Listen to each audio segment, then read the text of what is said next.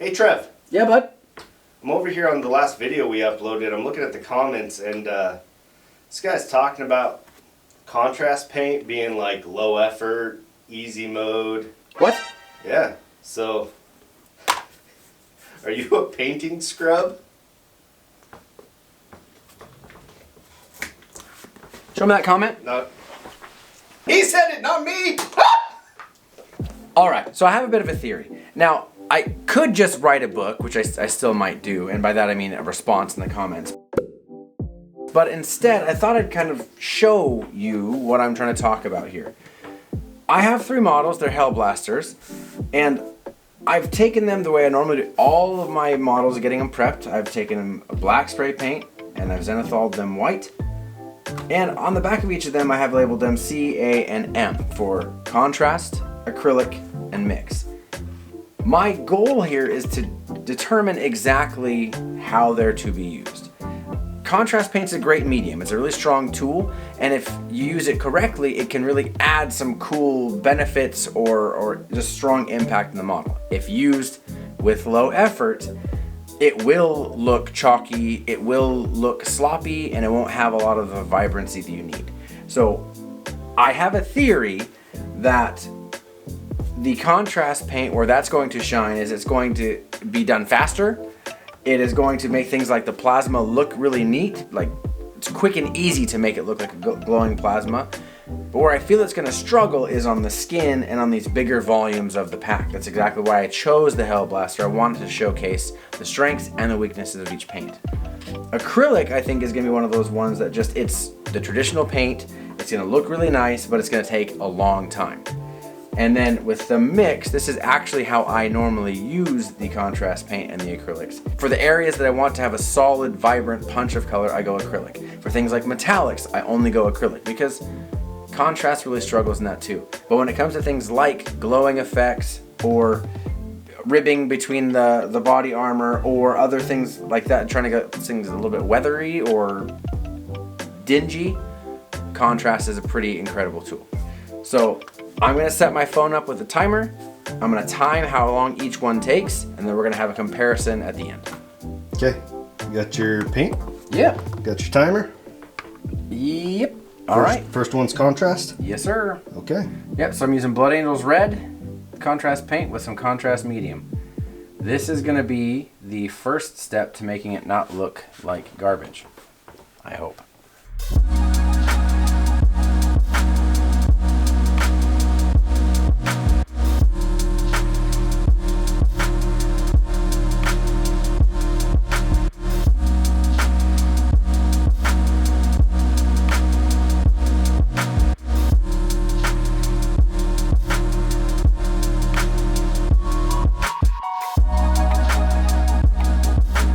Alright, so after 53 and a half minutes, I am done with the contrast paint 1.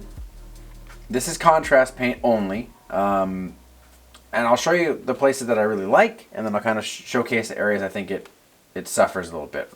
First off, the plasma really looks bright and vibrant, and I didn't do anything other than leave the original zenithal white. I didn't add anything else, I didn't add any inks or anything. I literally just used Pilar Glacier, and then when that dried, I went over it a little bit with Frost Heart and kind of wicked out the bottom of it. The skin actually turned out surprisingly well. I just used Gilliman Flesh, but I used a lot of contrast medium and very thin. You can still tell that it feels a little chalky. It doesn't have that reflective appearance as if you were a bald guy on a battlefield. Something else that I like a lot with this is that because it is contrast paint, I was allowed to keep a lot of my shadows where they were because of the zenithal highlight. So I didn't add anything else here, just by applying the Blood Angels Red over that.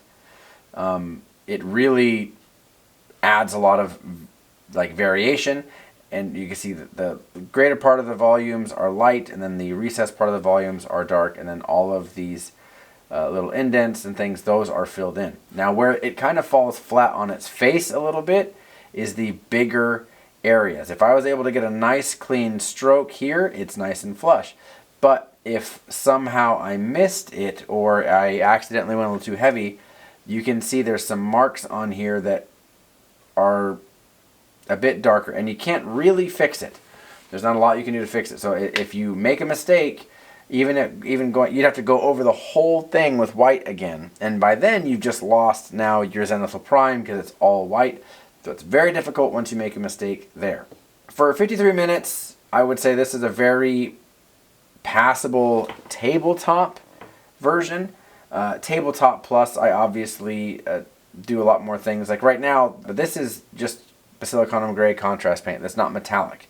Nothing metallic is here because I don't have any metallic contrast paints. I think only Army Painter has them. So right now this is very muted. There's nothing shiny, there's nothing reflective, there's nothing really drawing you to it aside from this bright, bright blue. So for 53 minutes to have something here, I would say passable, especially for tabletop standard, I'm pretty okay with that.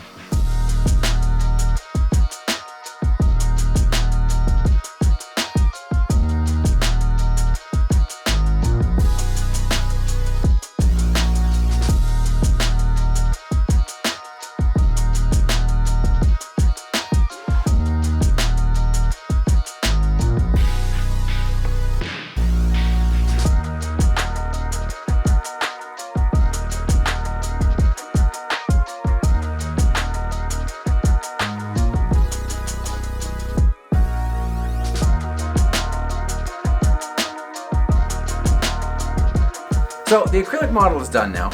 It's taken about an hour and 39 minutes. Now, the main reason for that is because with acrylics, you have to actually build your layers, right? You have to have your shadow, you have to have your main layer, and then you have to put in your highlight. And a lot of that, in order to sell the effect, you have to understand volumes. You have to understand where the light would actually hit it, and that's where you would put your highlight. So for instance here, since the light generally is coming down from above, I have my highlights on the top of his backpack, his shoulder pads, his hands here, part of his feet. Now, you have to understand that when you're doing this on the back, you're putting the darker colors there more, and so you're only building up toward where the light would hit it. I'd say one of the major pros with acrylic paints is when you do make a mistake, it's easy to just take your correction color, go over it one time, and you're good to go. You don't have to make it white or find the combination of white or gray because it's on a transitional spot. You can just go back over that really quickly. One of the major pros, I guess, with the acrylics is that the colors look a lot more vibrant. They're a lot more full. They're not chalky. It has a nice satiny type finish.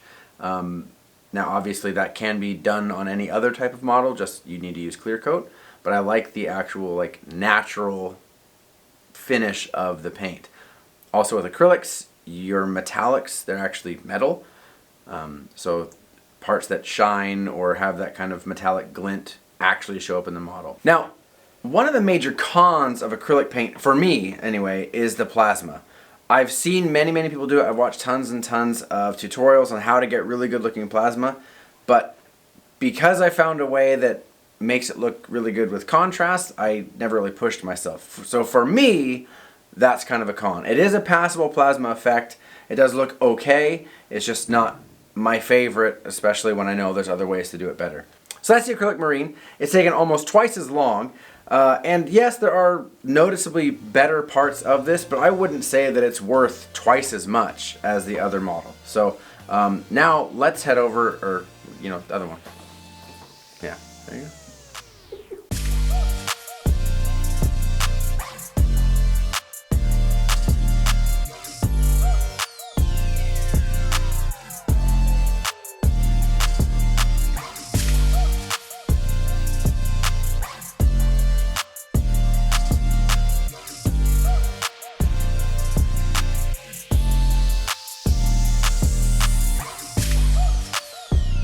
Alright, we're done with our final Hellblaster, and this technique utilized both contrast and acrylic paints.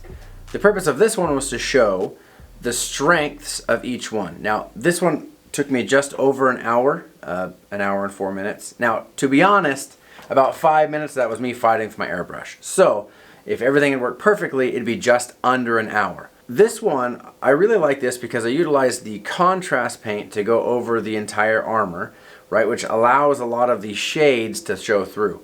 But at the very end, in order to get rid of the chalkiness of contrast paint, I hit just the top areas with a lighter red acrylic.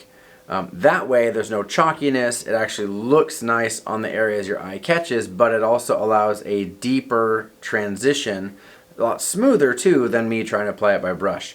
This time we have the metallics also, so the gun parts, or the metal gun parts, actually show like metal. When it came to the skin, I wanted to avoid the chalkiness of contrast paint, so I used Bugman's Glow, kind of a mixture of your acrylic paint, but to give it more depth, I used Gilliman Flesh, a contrast paint, thinned down a little bit to actually get in the recesses. So it actually did go in and bring out some of the texture on the face.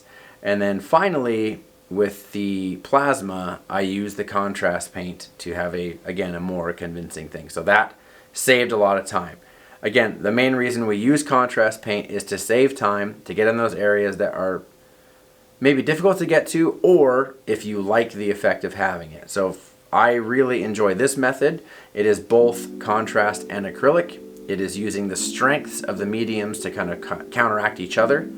And that's how I normally paint models, especially for commission. Let's save time and let's focus on picking out details like the face or different parts of the armor, things like that.